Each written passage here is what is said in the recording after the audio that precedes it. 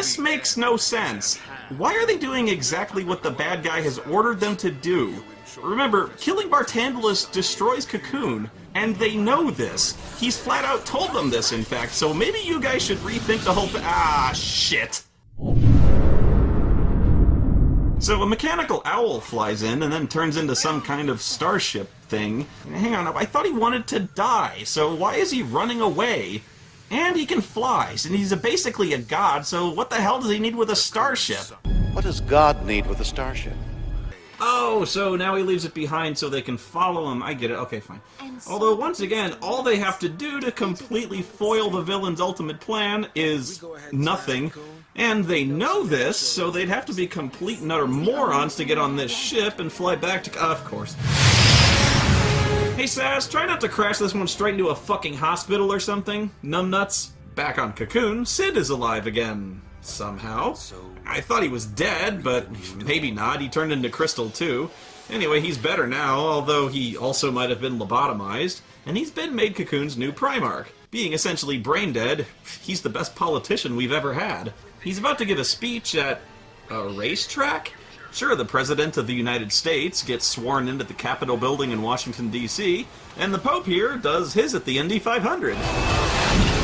Oh, it's the Speed Racer movie!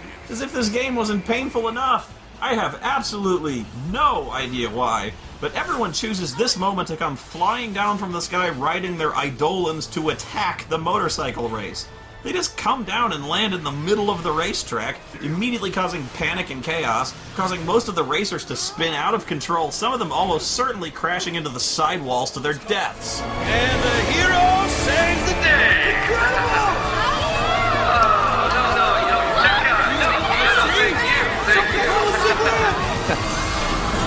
Probably should have covered that. No fucking shit! Probably should have covered that from the first fucking minute you got the brands. Probably should have changed clothes so the cops couldn't ID you immediately. You probably shouldn't have done this. I am a Pulse Lassie!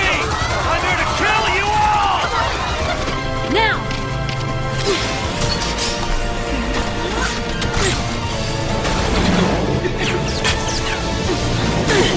You dead! You first!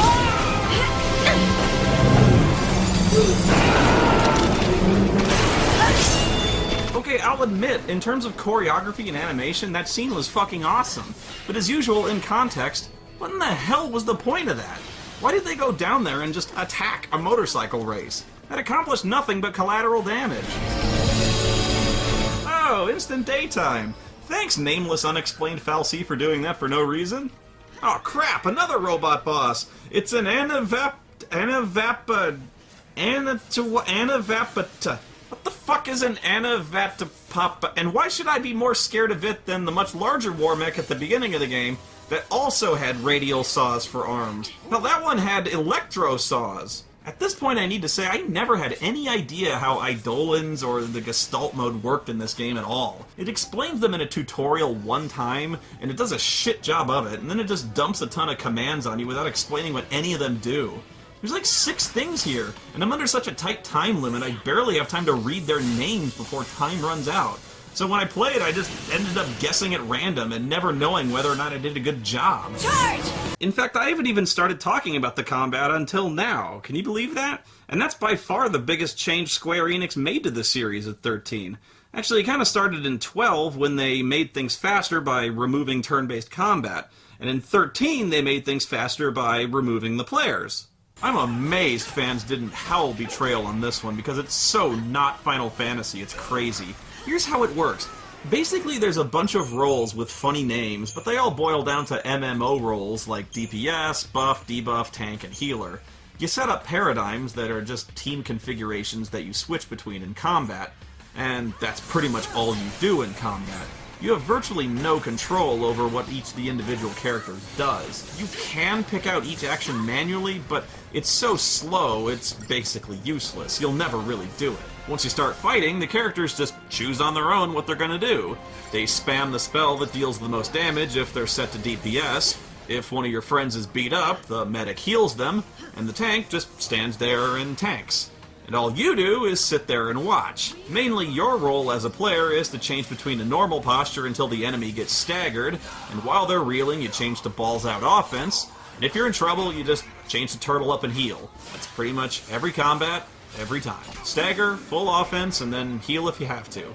Later on, you might open up with buffs and debuffs, but you'll never change the routine. I just don't see how this is supposed to be fun, because I'm not doing anything, I'm just watching other people play the game. They're choosing their own actions and casting their own spells. Like, when I level them up and they get a spell, I don't care what the name of the spell is. I don't care if it's a fire spell or an ice spell, because it doesn't matter to me. I'm not the one exploiting the enemy's weakness. They're doing that on their own. Like, compared to Final Fantasy X, where the bosses all have a unique identity, they hit you with different things, and they hit you with different debilitating status effects. It was a puzzle that you had to solve. You had to cure the effects on their own, and you had to figure things out. Here, you know, the bosses may act differently and hit you with different effects, but the problem solving isn't up to you. You know, when a character gets hit with a status effect, the synergist goes, "Oh, cured." It's completely out of your hands. You're not involved. You're just using the same vague strategy every single time. It's the difference between playing in a football game and coaching one. Anyway, no sooner do they arrive on Cocoon than a full-scale invasion from Pulse begins. The armies of Pulse! They're using transgates! Did we mention transgates? Because they have those. Hang on, let me see if there's a data log I can pull out of my ass that explains what transgates are. Oh, never mind. Why did we attack a racetrack? It's all-out war. Did we cause this by coming back? I don't know, it's just 10 minutes after we do exactly what the genocidal demigod told us to do in order to destroy Cocoon, a Pulse invasion force arrives to destroy Cocoon. I don't know, do you think there's a connection? So they start getting closer to wherever they're supposed to go, however they know they're supposed to go there. But first, incoming message from the big giant head. Come, let's see. Fulfill your destiny. Your destiny. We'll decide our own destiny. Right. Over Bartandalus's dead body. What? No! Bad! You can't assert free will as you do every single thing that your focus has preordained as your destiny. And stop walking into the death trap that the bad guy has outright told you is a death trap. So what's the plan? Your usual plan. Charge in through the front door, what else? Good idea. Yeah, we can do more damage that way. Then you walk into the internet. Seriously, shit, man, I don't know. That's basically what it is. Again, had to read a data log. What, you think they're actually going to explain this? It's something to do with a fal'Cie and the flow of information made solid. You know what? It's the internet. It's even a series of tubes. Actually, it kind of looks like we're inside the dimension where news channels get their animated bumper segments. Jesus, look at all this. This whole thing between Bartandalus and Eden and the Matrix and whatever, it's only in the data log. 3/4 of this game takes place behind our backs. Instead, if we didn't read it, we just walk into this fucking place and go, oh, okay, so this is where the internet is. Didn't expect that. I think he's testing us to see if we have what it takes to see things through. Yeah, he's testing us. This just sounds like one of Bartandalus's plans, right? You know, he started a war, he's torn his own empire into shreds. It sounds like you're pretty well committed to this plan, and yet you're still testing us. Because if we don't have what it takes at this point, you know, it's a little late to start hiring new people. Life's spark shines on, once freed from its fleshly shroud. Dodge! Sarah! At last, my errant l'Cie. Men fight men. Men battle beasts. Cocoon wars with Pulse. There can be no end to such conflict. But Cocoon's end is imminent and inevitable. It is unavoidable. It is your destiny. Will you not at least slay Orphan and make it quick, as an act of mercy? Mercy? You mean murder. We're not here for that. We came for you. You prolong Cocoon's suffering. And to what end? Refusing me but condemns another to face your focus tomorrow. If you truly seek salvation, you will obey. Well, okay, you talked us into it. What's the worst thing that could possibly happen? Hey, put a lid on it. Release! At last, release! All right! See? No problem. Knew the guy was full of crap. Bet you didn't expect us to obey your every command, did you? Oh, shit. To serve and salvation. And so we thank you for granting us our longed-for birth. Nicely? No, not anymore. We are the abandoned, born and bound to die. Our name is orphan. By our hand shall come redemption. Wait, I mean annihilation.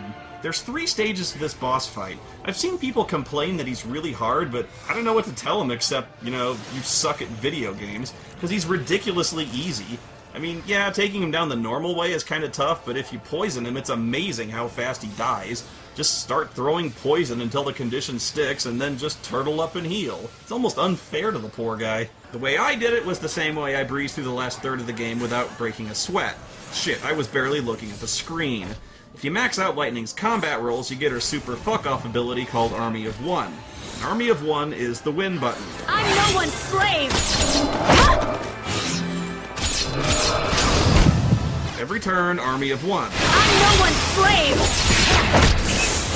Give her haste and Army of One faster. I'm no one's slave! Get used to hearing, I'm nobody's slave every friggin' turn. I'm no one's slave! I'm no one's slave! I'm no one's slave! I'm no one's slave! I'm no one's slave! It's not even challenging. Army of One does a shit ton of damage on its own, but once you get Orphan staggered, which isn't even that hard, Lightning's damage output is fucking hilarious. Who needs Ragnarok? Just spam Army of One. She'll fucking cut Cocoon into ribbons. But no, can't kill him the normal way. Orphan just keeps bitching about Ragnarok and keeps doing the Emperor Sith lightning thing on everyone. I'll do it. I'll destroy you. What the hell you think we're just doing, lady? Delivering a fucking pizza? But suddenly, it's at that moment their LaCie brands give out. Most of them instantly turn into robot zombies, which ironically has dramatically improved Cocoon's odds of survival. That's enough to push Fang over the edge and become the Super Beast. Kind of, I guess. Yes! Let anger be your strength! Ragnarok's a little shorter than I thought she'd be. So she goes on this rampage, but then we abruptly fade to white to what I assume is this montage, taking us back through the group's deep, abiding friendship and their growing bond as a family or some crap. You know, like that time Sass threatened a teenage girl with a gun to her head? Or when he almost blew his own head off in front of her? Or when Lightning punched Snow in the face multiple times? Those were good times. That's just real friendship right there. Anger didn't drive us. Yes it did! Look! We just had things worth fighting for. How many times must you fail? Yeah, there's a question I'd like to ask the people who run Square Enix. We take the form of Ragnarok. Deliver us that which we have too long been denied.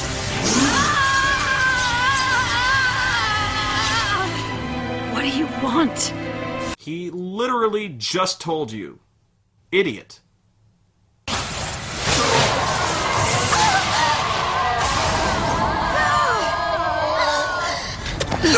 Oh, what? Bullshit! You're alive! But you can't be. Bullshit! This is bullshit! They were fucking zombies, but they got better? Kiss my ass! And they don't explain why. You know what? You want to know why this happens? Because of friendship. I'm not even fucking kidding you. Their friendship changes them back. I want to find the motherfucker that wrote this game and take a shit in his wife.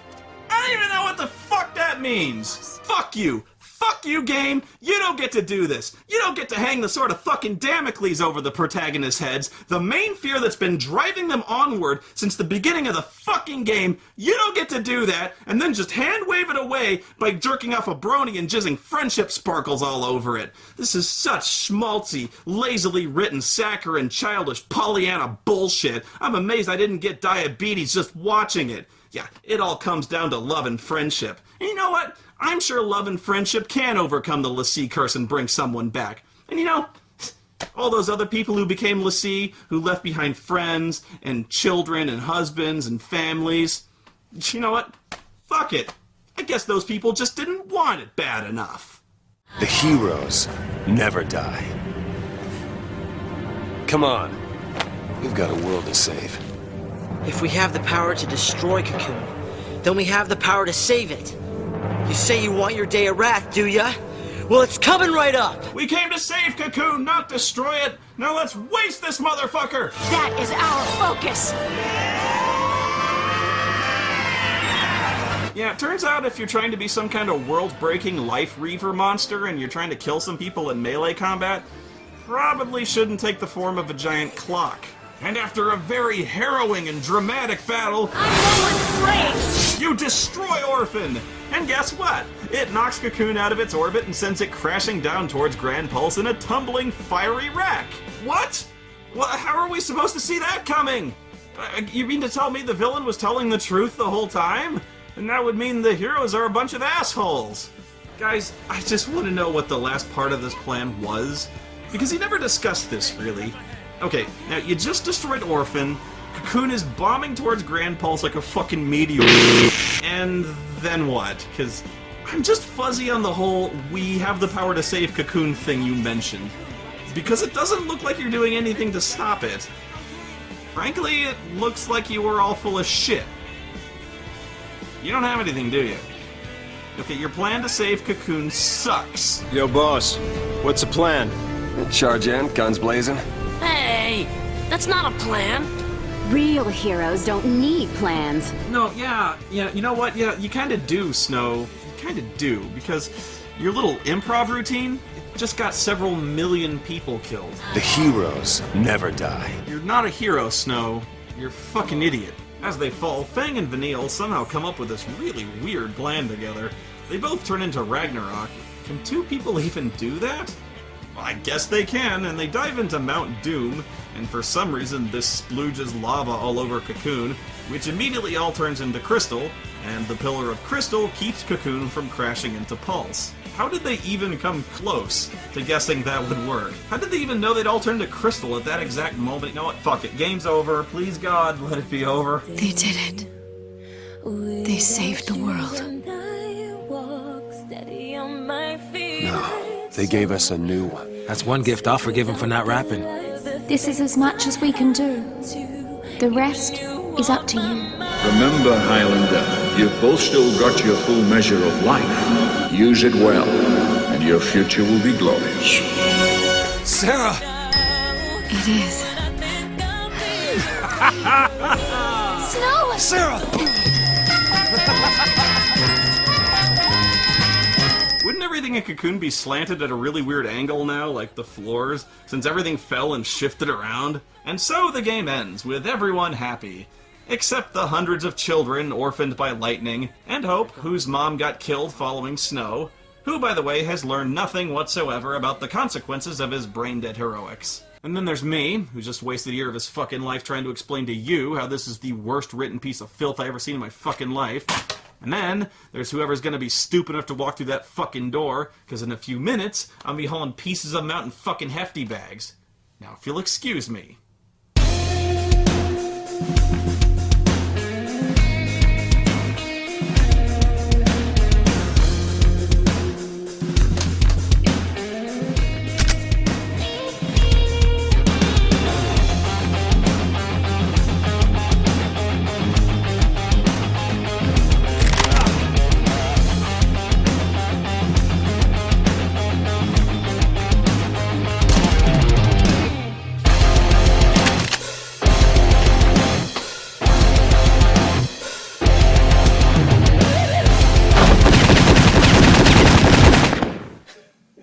Hey, Spoony.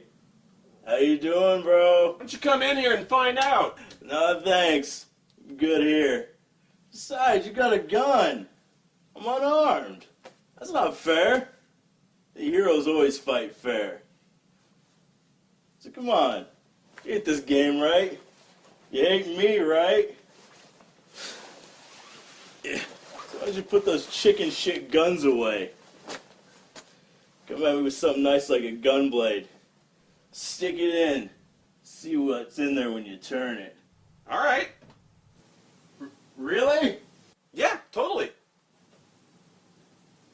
All right, but like you swear, right? Yes, I swear. Okay. I knew you were alive. Oh! Ah! Oh, the fuck, bro! Oh my god!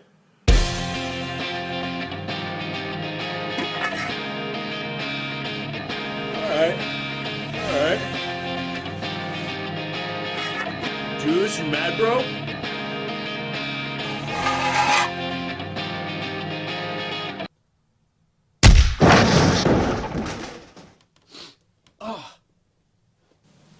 Look at this retro piece of crap. This thing's for wimps, bro. I don't even get how this works. Oh, dude. Oh, you're like shit. Here, let me help you out. Wake up. Got a lot of books, bro. Gotta go digital. Data logs. D&D? Oh, God, I love kicking your ass. What? Oh, man. You got all this D&D shit? Fucking comic books? You got... I don't even know what you got over here, man. I don't even know what to make of this, man. Like, what the hell's a VCR? What the... What's this sissy crap? I am totally psyched. The whole class is gonna be at the party. Ah! Son of a... Ah! Harsh! Oh, what the fuck was that? Whoa! Your heroes don't need stores! Yeah. In fact, getting kind of bored! Ah! Man, didn't even need the gravity thing in my coat to kick your ass. Man, this gravity coat is awesome. Amplifies my punching fist with the strength of a black hole. Black hole, huh? I got plenty of those.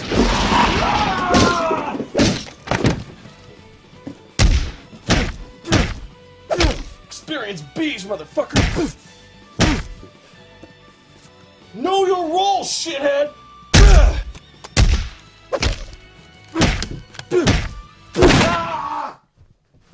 Fuck! Still get how a wuss like you was planning on ending the world.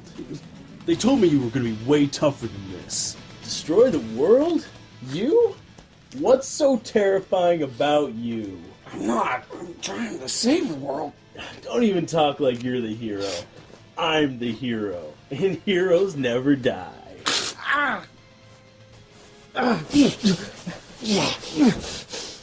used to fuck guys like you in Tekken.